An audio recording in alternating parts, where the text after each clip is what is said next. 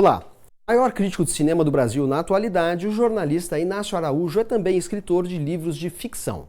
Autor do romance Casa de Meninas e do volume de contos Urgentes Preparativos para o Fim do Mundo, Inácio Araújo acaba de lançar Utopia 3, Últimas Notícias do Século XXV, romance que se aproxima de forma oblíqua da ficção científica.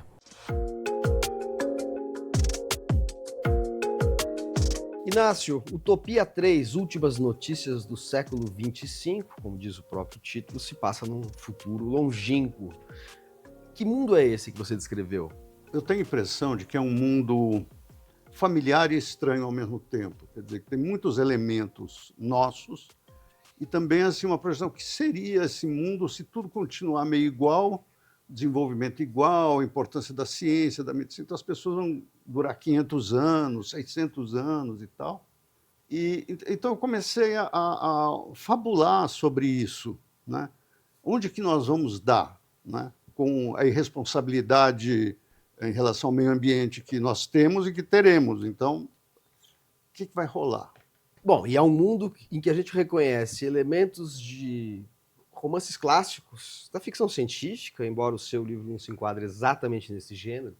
Então, as personagens, muitas delas, nessa sociedade, estão se relacionando com uma tela grande. Uhum.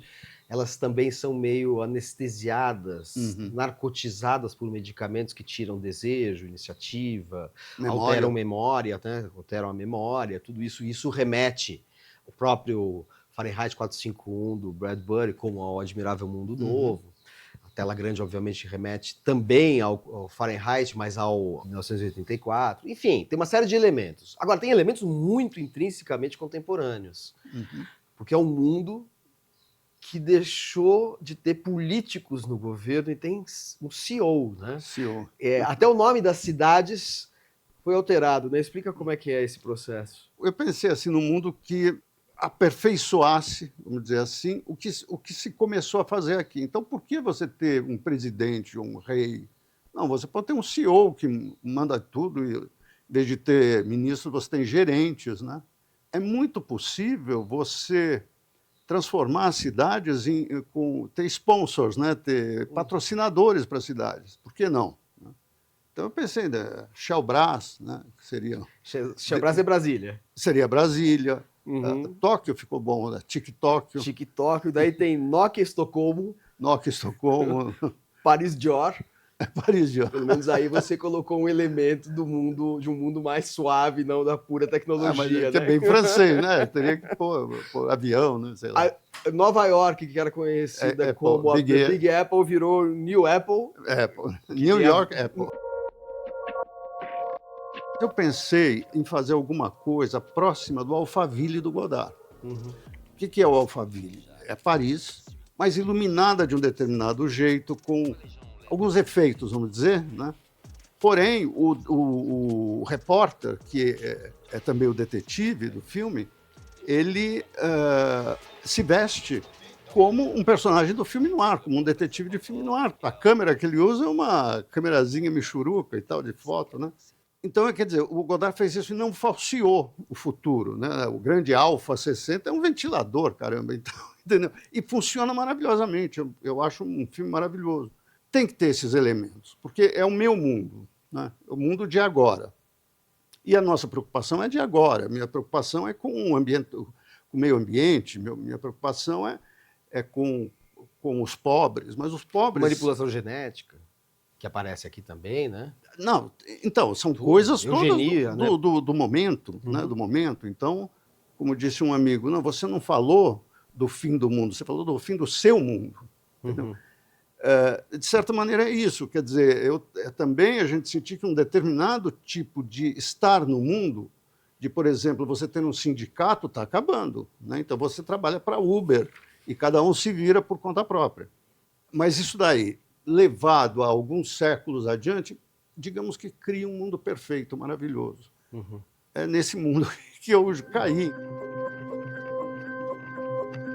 Há um elemento do nosso mundo que aparece no século XXV do seu romance, que é o livro, que chega a esse mundo como um objeto esquecido, corroído na forma de pilhas de papel em bibliotecas meio clandestinas. E é através desses vestígios do livro que o narrador vai entrar em contato com uma espécie de submundo que não cabe dessa realidade administrada, né?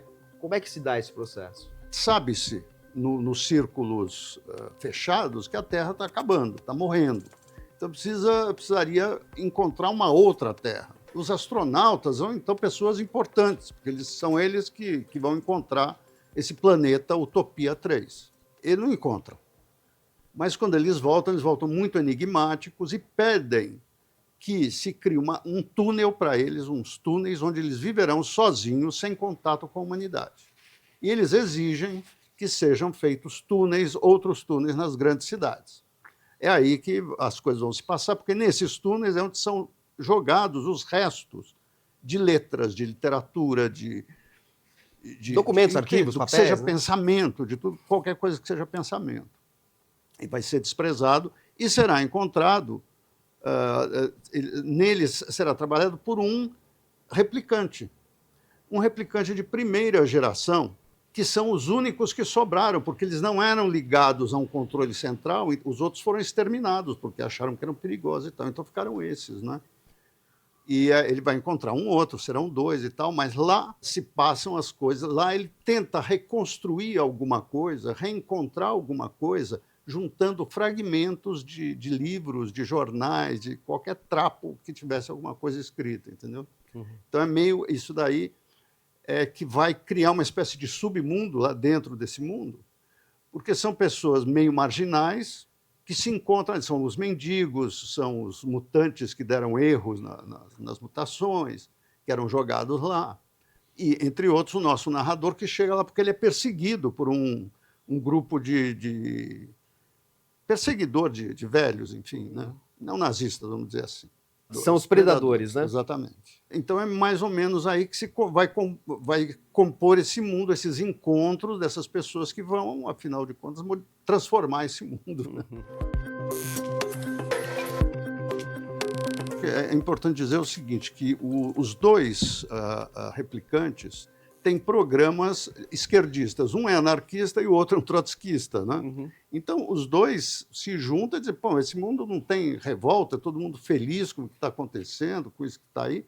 Vamos tentar mudar isso. Mas não dá para mudar, evidentemente. Por que esses replicantes conservaram esta memória de textos e referências intelectuais? Eles receberam programas. O programa do J. Posadas IV, por exemplo, é o programa do J. Posadas, que foi um líder trotskista argentino. Né? Uhum. Ou seja, tem uma inspiração real, né? Ah, sim, no caso tem. Quanto ao anarquista, eu preferi juntar vários teóricos anarquistas e tal. E aí eles enveredam em direção a um lugar do território do Brasil, que é algo que ainda conserva, ainda que na forma de um organismo caótico, aquilo que a Terra foi um dia, né? Conserva, e é o lugar onde você tem o contato cósmico da Terra, né? Então seria o umbigo, por isso que eu chamo umbigo do mundo, né? E esse seria o lugar onde eles buscam para regenerar esse organismo que está com todo arrebentado, vamos dizer assim. No final entram os índios. Exatamente, você tem até a presença dos índios. Assim. E aí, quando os índios entram em cena, também entram em cena 2 elementos que tinham se perdido nessa humanidade futurista. Exatamente. Que são sexualidade e mortalidade. Exato. Não é só a sexualidade, é também o prazer de modo geral, porque você tem um grande banquete e depois um festim, assim, absolutamente... Orgiástico. Uma grande orgia, né? Uhum. Envolvendo todo mundo lá. Você promoveu uma espécie de, enfim, ritual xamânico, erótico. Exatamente. Ali, final do livro. Ali um lado Oswald de Andrade, né? Um lado Levi-Strauss, que foi quem me inspirou esse lugar, e também um pouco de Montaigne, né? Que foi o cara que em 1500 viu os índios e falou, os caras são melhores que nós, né?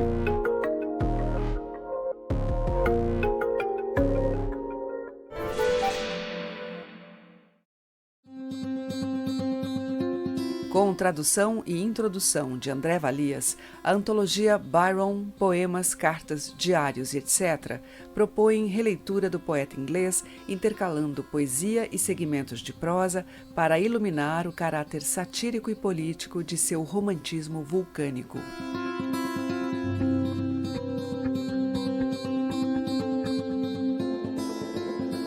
Com organização de Túlio Custódio, Abdias, intérprete do Brasil, reúne textos em que o escritor e pensador Abdias do Nascimento, referência para o movimento negro brasileiro, discute questões sobre raça e cultura.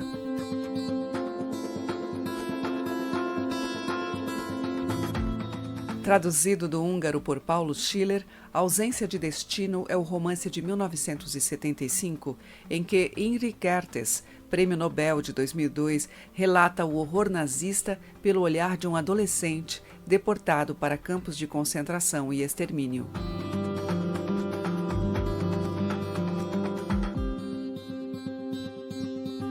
E Virgínia Mordida é o primeiro romance da capixaba Giovana Vieira, em que um relacionamento casual se converte num virulento instantâneo das violências psicológicas da sexualidade contemporânea.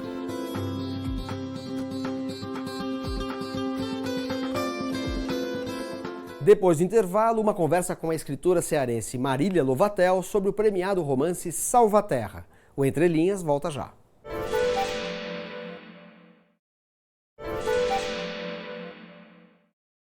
Com Salvaterra, breve romance de coragem, Marília Lovatel foi a grande vencedora da última edição do prêmio Barco a Vapor, da Fundação SM, uma das mais importantes premiações brasileiras para a literatura infantil e juvenil.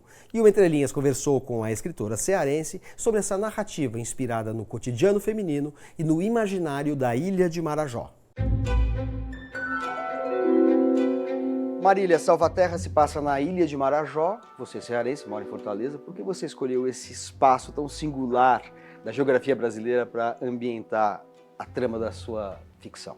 Eu tenho um contexto familiar que me leva para a Ilha de Marajó, né? Assim, os cearenses, de uma forma geral, têm uma história ligada à região norte, ao período da febre da borracha. O meu bisavô teve seringal na época, nesse período, e a minha sogra nasceu em Salvaterra, nasceu na Ilha de Marajó.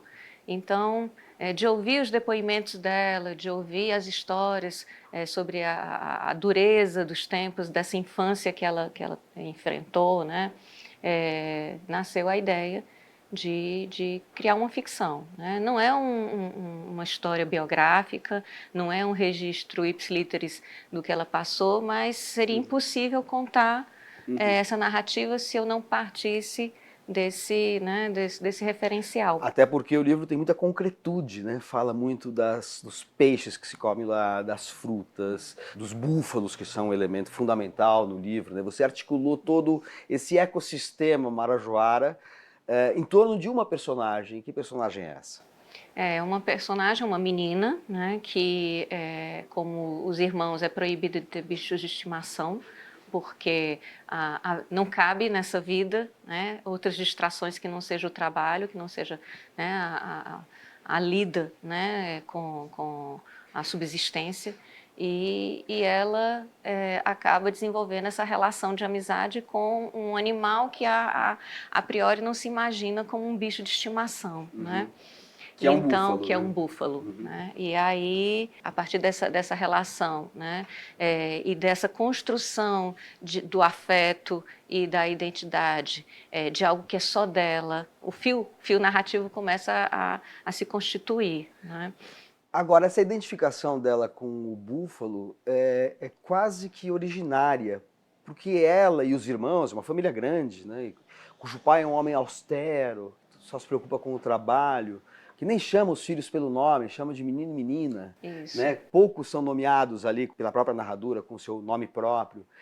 De alguma maneira, ela se sente um pouco como um membro de uma manada. Né? Exatamente. O búfalo, né, o paralelo entre a criação do búfalo e a criação da menina, eles vão se fundindo, né?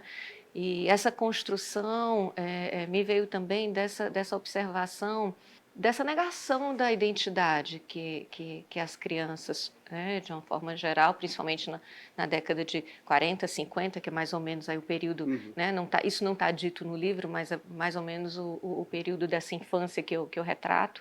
Então, não me interessava nomear essa menina, porque essa menina, na verdade, ela é o avatar de muitas mulheres e muitas meninas, né? E por isso mesmo ela vai como menina até o último capítulo, que é quando, não tenho problema em dizer, que é quando o livro apresenta o nome dela, que é quando ela se reconhece, né, e se apresenta como alguém com uma identidade construída. O silêncio abafado de papai, o silêncio para o desejo de viver de outro modo, silêncios vindos de dentro para fora ou impostos de fora para dentro. Há dois elementos interessantes no livro também, que são o fato de que a narradora e protagonista tem um caderno. Ela mal sabe escrever ainda, mas ela tem um caderno em que ela guarda folhas, recortes, em que ela, na verdade, aprende a lidar com as palavras. A inserção também de uma voz estranha a ela, como se fosse uma voz que ela está ouvindo. De onde vem essa voz? E o que significa esse caderno que ela escreve e que, de alguma maneira, antecipa o próprio relato que a gente está lendo? Ela rompe com o padrão que foi estabelecido para ela, né? Da menina não ter direito ao acesso ao estudo, né? Que os meninos, que os irmãos tinham. Tanto que esse caderno que ela aproveita é um caderno que já foi usado por um dos irmãos. E ela cria, ela inventa, né, a escrita dela. Né? E os elementos que ela tem são as folhas, né? Aquilo que ela colhe da floresta, e ela vai inventando ali a forma dela de ocupar aquele caderno, né? Com aquela escrita. À medida que a narrativa vai avançando, ser humano, animal, floresta, tudo vai se fundindo. Né? Porque na realidade é uma coisa só, né? A gente que não enxerga, ainda não percebeu, ainda não se educou nesse sentido de entender, né? O nosso olhar, o nosso pensamento é categorizador, exatamente, né? Exatamente. Assim, não à toa, eu faço também uma referência ao Krenak no início do livro, né? Uso uma epígrafe dele, porque ele já traz o outro olhar, né, de tudo integrado. Então, à medida que essa integração ela vai se evidenciando, essas vozes são vozes, mas não necessariamente vozes audíveis. É algo que ela vai compreendendo, são informações que ela vai colhendo, né, a partir de cores, a partir da leitura. Não necessariamente é uma voz que fala com ela e ela para e escuta. Né? É essa integração dela com o ambiente da floresta que vai se manifestando. À medida que ela vai entrando nesse lugar que antes era proibido para ela, né? Porque há uma proibição do ingresso nessa floresta, exatamente pelos perigos que o pai e o avô sabem que existem lá dentro. Né? Então, a maneira que eles têm de preservar a família é impedir o acesso à parte mais interna, mais profunda da floresta. Né? Mas quando ela rompe tanto com o padrão de não ter acesso ao estudo, à escrita, e resolve ter o búfalo de estimação, que também era uma outra coisa que eles não tinham direito, né? E entra na floresta, ela começa a ouvir, ler, perceber, né? É algo assim no campo da percepção. Essa voz que é uma voz interna, não necessariamente é algo que vem da floresta, é algo que parte dela e tudo se... Mas que ecoa a percepção da floresta, né? Exato, e tudo se amálgama, né? E todos esses elementos vão culminar num momento crítico da narrativa, que também tem a ver com uma exploração predatória que já se anuncia aqui da natureza marajoara, né? Existe uma invasão que acontece na floresta de tantas formas, né? Assim, é predatória de tantas maneiras que eu não senti necessidade nem de identificar, porque não precisa. Né? Essa ocupação, né? Que é uma invasão, né? De quem está ali, tirando o espaço dos povos originários, de quem está ali para extrair, né? E não para oferecer, isso culmina com uma explosão, né? Que é a queda de um avião, e essa explosão gera um estouro de manada, né? Que é quando o búfalo reaparece, né? Ele vai passar boa parte da narrativa desaparecido e vai ter esse momento em que ele reaparece, né? E aí eu deixo para o leitor essa decisão se ele vai aparecer de fato ou se ele vai aparecer no olhar da menina, né?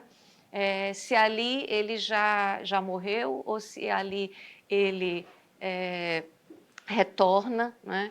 Porque assim, uma das coisas que eu achei mais interessantes de me permitir na criação dessa história foi não amarrar muitos pontos, sabe? Assim, não deixar muito explícito que exploração é essa, né? Você está falando de tráfico, você está falando de desmatamento, exploração garimpo ilegal, né? ilegal, né? Desmatamento e tal, é tudo. Né? Então eu não senti necessidade nem de nomear isso aí, né?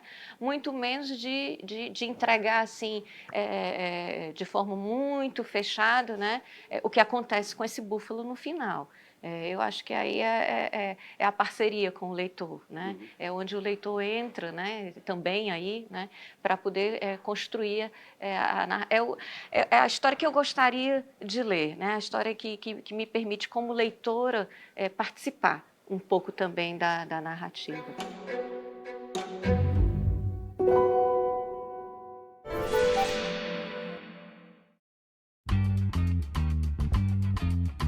Tenho 2 escritores e ilustradores que eu gosto muito.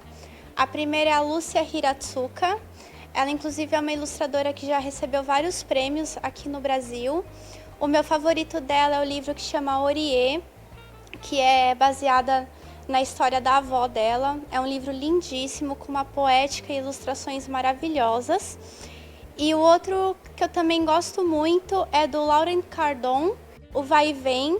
Ele é um livro que ele não tem texto, ele é só contado por imagens. Ele é muito divertido e muito gostoso assim de ler. Hoje eu vim indicar aqui um livro infantil, na verdade são 2, né? De uma autora coreana. E ela é uma autora coreana muito legal porque ela mesma faz as animações do livro dela, com massinha. Ela faz tudo. Eu acho que é uma literatura muito legal para uma criança de 3 a 8 anos. E ela geralmente aborda mais sentimentos nos livros dela. Acho muito legal.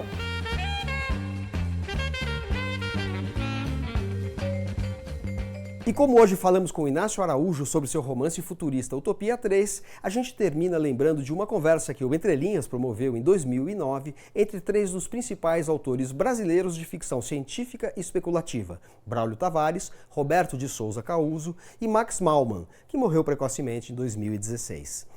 Até semana que vem.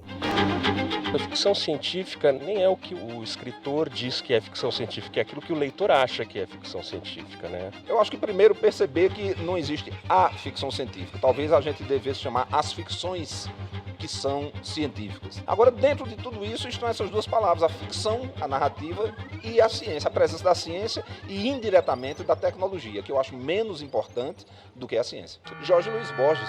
Ninguém considera Borges um escritor de ficção científica e para mim é o principal escritor de ficção científica do continente. I was enjoying that kind of writing, that kind of pompous writing. I was enjoying it as a game. After all, literature is a game. Stevenson said you should play at it seriously, even as a boy does. O meu livro, A Dança das Sombras, tem um conto em que o Machado de Assis testemunha a invasão marciana conforme imaginada pelo H.G. Wells em A Guerra dos Mundos. Outros são envolvendo aparições de um disco voador. Qual é o Shakespeare da ficção científica? Olha, eu tenho um carinho grande pelo Ray Bradbury. Só para não citar o mesmo, né, eu cito o H.G. Wells, né, um autor inglês que foi um dos mais influentes na formação da ficção científica moderna. Stanislaw Lem. Você não adivinharia nunca que um dos grandes mestres da ficção científica surgiria logo aonde? Na Polônia, mas é o autor de Solaris, que é um filme, um livro já filmado aí pelo Tarkovsky, depois teve uma adaptação americana do Soderbergh, com George Clooney. Go back to Earth. You'll die here. Quais são os autores mais importantes da ficção científica brasileira, na sua opinião? Clássicos a gente tem que voltar, né, aos fins do século XIX, Machado de Assis com O Conto Imortal, Gastão Cruz com o romance Amazônia Misteriosa, já em 1925, o Zanzalá, que é uma novela do Afonso Schmidt, foi um autor muito popular até a década de 60.